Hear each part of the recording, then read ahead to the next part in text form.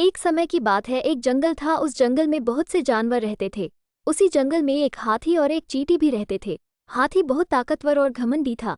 हाथी के रास्ते में जो भी जानवर आता उसे उठाकर पटक देता था। जो भी जानवर हाथी का विरोध करता, हाथी उसे बहुत परेशान करता था। इसीलिए जंगल का कोई भी जानवर हाथी का विरोध नहीं करता था। यहाँ तक कि जंगल का राजा शेर भी हाथी से डरता था। उसी जंगल में एक चींटी भी रहती थी।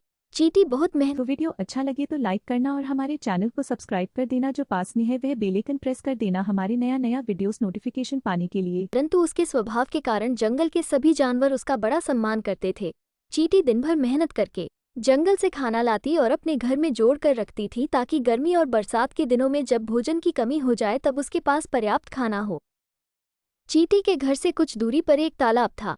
एक दिन हाथी उसी तालाब के पास नहाने आया।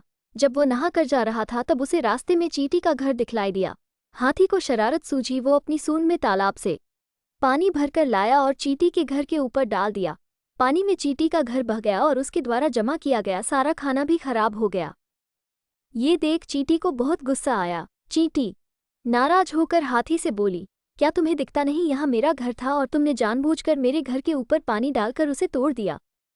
चींटी की बात सुनकर हाथी हंसते हुए बोला, तो तुम जाकर मेरा घर तोड़ दो या जाकर जंगल के जानवरों से मेरी शिकायत कर दो। इतना कहकर हाथी हंसते हुए चला गया। चींटी ने हाथी को सोते हुए देख लिया। चींटी के लिए यह एक सुनहरा अवसर था। चींटी हाथी के पास गई और धीरे से उसकी सूंड में घुस गई और उसकी सूंड के अंदर जाकर उसे काटने लगी। चींटी के काटने से हाथी की नींद खुल गई। चींटी हाथी के सूंड में बार बार काटने लगी। अब हाथी बहुत परेशान हो गया। उसे अपनी सूंड में बहुत तेज दर्द होने लगा, परंतु उसे समझ नहीं आ रहा था कि चींटी को सूंड से बाहर कैसे निकाले।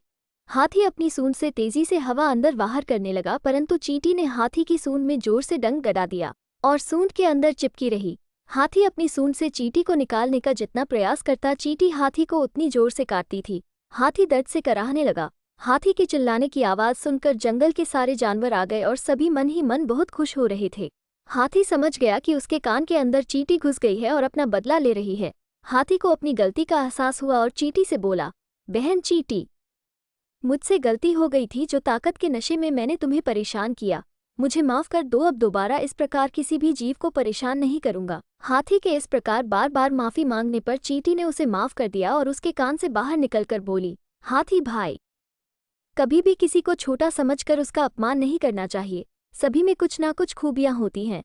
हाथी को अपनी गलती का एहसास हो गया था। उसने चींटी से माफ़ी तो मांगी ही, साथ ही जंगल के सारे जानवरों से भी माफ़ी मांगी। सभी ने हाथी को माफ़ कर दिया। फिर जंगल के सारे जानवर हंसी खुशी रहने लगे। शिक्षा मिलती है कि किसी को भी कमज़ोर या छोटा नहीं समझना चाहिए।